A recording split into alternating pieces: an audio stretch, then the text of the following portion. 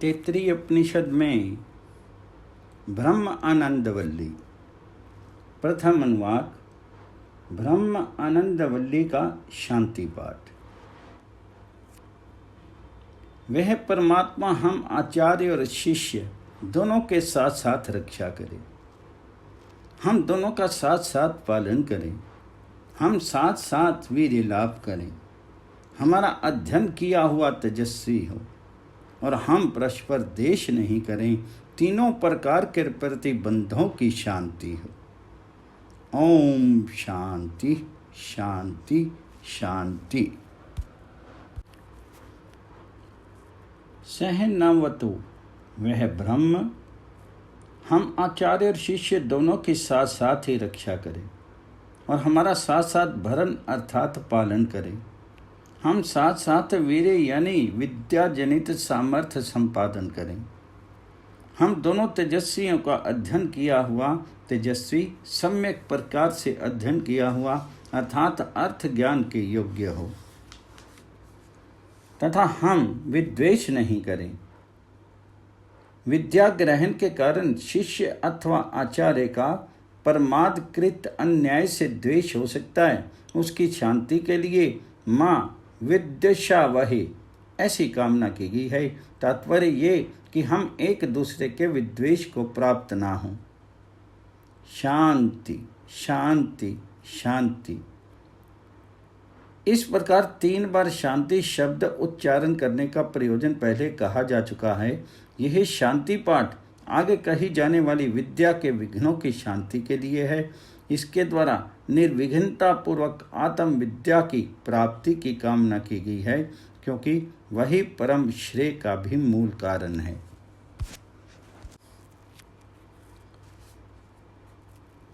तैत्तिरीय उपनिषद में ब्रह्म ज्ञान के फल, सृष्टि क्रम और अन्न में कोश रूप पक्षी का वर्णन, कर्म से अविरुद्ध संहित आदि विषयक उपासनाओं का पहले वर्णन किया गया। उनके पश्चात व्याहुतियों के द्वारा स्वराज्य रूप फल देने वाला हृदय स्थित सोपाधिक आत्म दर्शन कहा गया। किंतु इतने ही से संसार के बीज का पूर्णतः नाश नहीं हो जाता, अतः संपूर्ण उपद्रवों के बीजभूत अज्ञान की निवृत्ति के निमित्त इस सर्वोपधिरूप विशेष से रहित आत्मा का साक्षात्कार कराने के लिए अब ब्रह्म विदा प्रोति परम इत्यादि मंत्र आरंभ किया जाता है।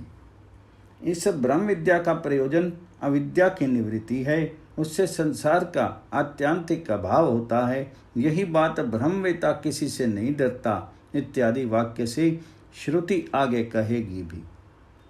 संसार के निमित्त अज्ञान के रहते हुए पुरुष अभय स्थिति को प्राप्त कर लेता है तथा उसे कृत और अकृत अर्थात पुण्य और पाप ताप नहीं पहुंचाते।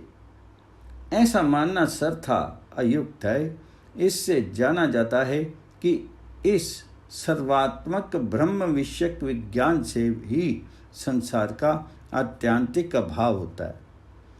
इस प्रकरण के संबंध और प्रयोजन का ज्ञान कराने के लिए श्रुति ने स्वयं ही ब्रह्म विदा प्रोति परम इत्यादि वाक्य से आरंभ में ही इसका प्रयोजन बतला दिया है, क्योंकि संबंध और प्रयोजनों का ज्ञान हो जाने पर ही मनुष्य विद्या के श्रवण, ग्रहण, धारण और अभ्यास के लिए प्रवृत्त हुआ करता है।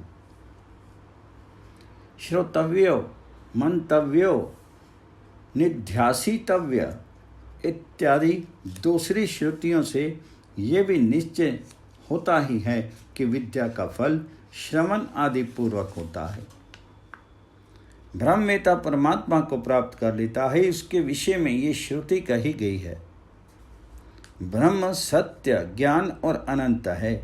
जो पुरुष उसे बुद्धि रूप परम आकाश में निहित जानता है, वह सर्वज्ञ ब्रह्म रूप से एक साथ ही संपूर्ण भोगों को प्राप्त कर लेता है।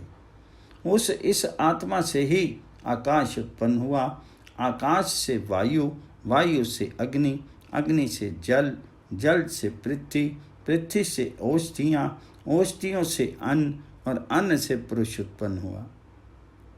वह ये पुरुष अन्न एवं रस में ही है, उसका वह सिर ही सिर है, वह दक्षिण बाहु ही दक्षिण पक्ष है, वह वाम बाहु वाम पक्ष है, यह शीर का मध्य भाग आत्मा है और यह नीचे का भाग पुच्छ प्रतिष्ठा है। इसके विषय में ही ये श्लोक है। ब्रह्मवित्त, ब्रह्म जिनका लक्षण आगे कहा जाएगा और जो सबसे बड़ा होने के कारण ब्रह्म कहलाता है, उसे जो जानता है उसका नाम ब्रह्मवित्त है। वह ब्रह्मवित्त उस परम निर्तिशय ब्रह्म को ही आपनोति प्राप्त कर लेता है, क्योंकि अन्य के विज्ञान से किसी अन्य की प्राप्ति नहीं हुआ करती। वह जो कि निश्चय ही उस पर ब्रह्म को जानता है, ब्रह्म ही हो जाता है। वे एक दूसरी श्रुति ब्रह्मवेता को स्पष्ट ब्रह्म की ही प्राप्ति होना प्रदर्शित करती है। शंका, ब्रह्म सर्वगत और सबका आत्मा है, ऐसा आगे कहेंगे, इसलिए वह प्राप्तव्य नहीं हो सकता। प्राप्ति तो अन्य परिच्छिन्न पदार्थ के किसी अन्य परिच्छिन्न पदार्थ द्वारा ही होती देखी गई है, किंतु ब्रह्म तो अपरिच्छिन्न और सर्वात्मक है, इसलिए परिच्छिन्न और अनात्म पदार्थ के समान उसकी प्राप्ति होनी असंभव है। समाधान, ये कोई दोष की बात नहीं है। किस प्रकार नहीं है? क्योंकि ब्रह्म की प्राप्ति और अप्राप्ति तो उसके साक्षात्कार और असाक्षात्कार की अपेक्षा से है। जिस प्रकार दशम पुरुष के लिए प्रकृत दशम संख्या की पूर्ति करने वाला अपना आप सर्था अव्यवहित होने पर भी संख्या करने योग्य बाह्य विषयों में आसक्त चित्त रहने के कारण वह अपने स्वरूप का अभाव देखता है, उसी प्रकार पंचभूत तन्मात्राओं से उत्पन्न हुए बाह्य परिच्छिन्न अन्न में कोश आदि में आत्म भाव देखने वाला ये जीव परमात्मा ब्रह्म स्वरूप होने पर भी उसमें आसक्त हो जाता है और अपने परमार्थ ब्रह्म स्वरूप का अभाव देखना रूप अविद्या से अन्न में कोश आदि बाह्य अनात्माओं को आत्म स्वरूप से देखने के कारण मैं अन्न में आदि अनात्माओं से भिन्न नहीं हूँ, ऐसा अभिमान करने लगता है। इसी प्रकार अपना आत्मा होने पर भी अविद्यावश ब्रह्म अप्राप्ति है। जिस प्रकार प्रकृत दशम संख्या को पूर्ण करने वाला अपना आप अविद्यावश अप्राप्त रहता है और फिर किसी के द्वारा सम्मलन करा दिए जाने पर विद्या द्वारा उसकी प्राप्ति हो जाती है, उसी प्रकार अविद्या का जिसके ब्रह्म स्वरूप की उपलब्धि नहीं होती, उस सब के आत्मभूत श्रुत्योपदिष्ट ब्रह्म की आत्म दर्शन रूप विद्या के द्वारा प्राप्ति होनी उचित ही है। ब्रह्म विदा प्रोति परम, ये वाक्य सूत्रभूत है जो संपूर्ण वल्ली के अर्थ का विषय है। जिसका ब्रह्म विदा प्रोति परम इस वाक्य द्वारा ज्ञातव्य रूप से सूत्रता उल्लेख किया गया है, उस ब्रह्म के ऐसे लक्षण का जिसके विशेष रूप का निश्चय नहीं किया गया है और जो संपूर्ण वस्तुओं से व्यावृत्त स्वरूप विशेष का ज्ञान कराने में समर्थ है। वर्णन करते हुए स्वरूप का निश्चय कराने के लिए तथा जिनके ज्ञान का सामान्य रूप से वर्णन कर दिया गया है, उस आगे कहे जाने वाले लक्षणों से युक्त ब्रह्म को विशेषता अपना अंतरात्मा होने से अनन्य रूप से जानने योग्य है। ऐसा प्रतिपादन करने के लिए और ये दिखलाने के लिए कि ब्रह्मवेता को भी परमात्मा की प्राप्ति रूप ब्रह्म विद्या का फल बतलाया गया है। वह सर्वात्म भाव संपूर्ण संसारिक धर्मों से अतीत ब्रह्म स्वरूपता ही है और कुछ नहीं है। तद्देश अभ्युक्ता ये ऋचा कही जाती है। तत् उस ब्राह्मण वाक्य द्वारा बतलाए हुए अर्थ में ही सत्यम ज्ञानम अनंतम ब्रह्म ये ऋचा कही गई है। सत्यम ज्ञानम अनंतम ब्रह्म ये वाक्य ब्रह्म का लक्षण करने के लिए है। सत्य आदि 3 पद विशेष्य ब्रह्म के विशेषण बतलाने के लिए हैं। वेद्य रूप से विवक्षित बतलाए जाने को इष्ट होने के कारण ब्रह्म विशेष्य है।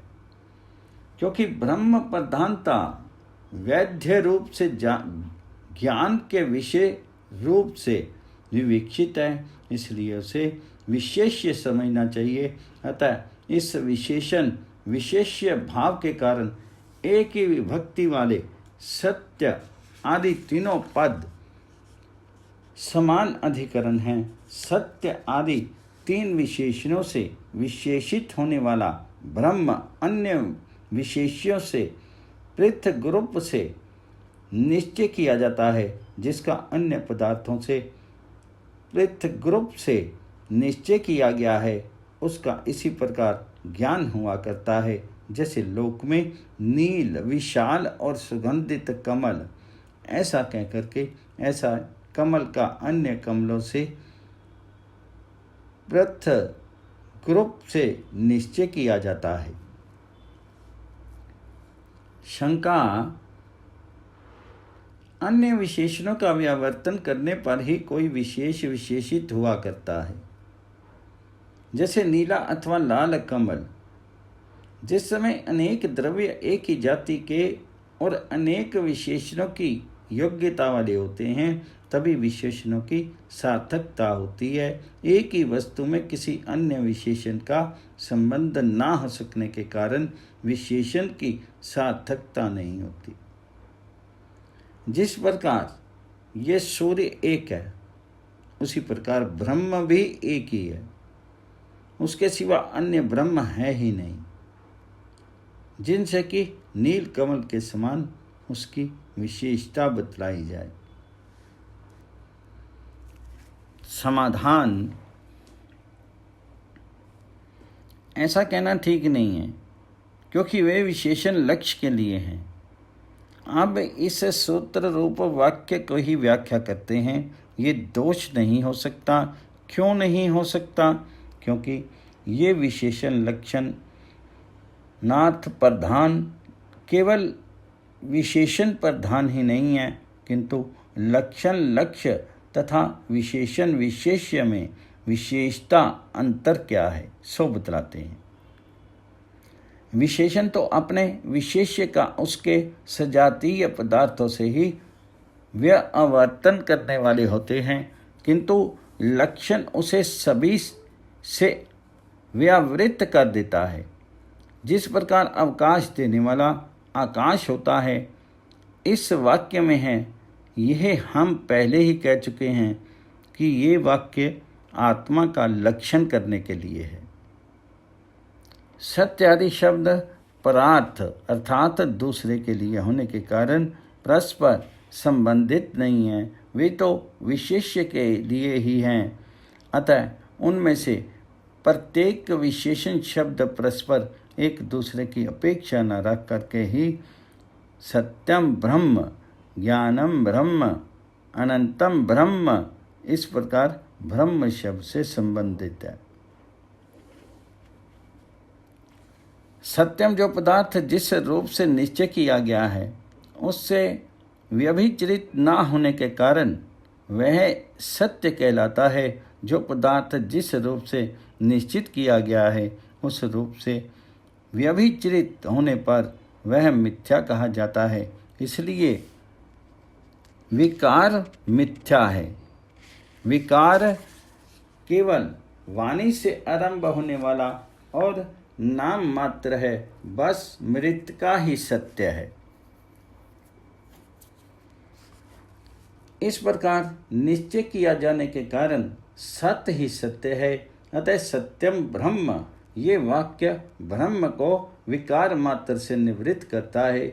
इससे ब्रह्म का कारणत्व प्राप्त होता है और वस्तु रूप होने से कारण में कारकत्व रहा करता है, अतः मृतिका के समान उसकी जड़ रूपता का प्रसंग उपस्थित हो जाता है। इसी से ज्ञानम ब्रह्म ऐसा कहा है। ज्ञान ज्ञप्ति यानी अवबोध को कहते हैं। ज्ञान शब्द भाववाचक है। सत्य और अनंत के साथ ब्रह्म का विशेषण होने के कारण उसका अर्थ ज्ञानकर्ता नहीं हो सकता। उसका ज्ञान कर्तव्य स्वीकार करने पर ब्रह्म की सत्यता और अनंतता संभव नहीं है। ज्ञानकर्ता रूप से विकार को प्राप्त होने वाला होकर के ब्रह्म सत्य और अनंत कैसे हो सकता है?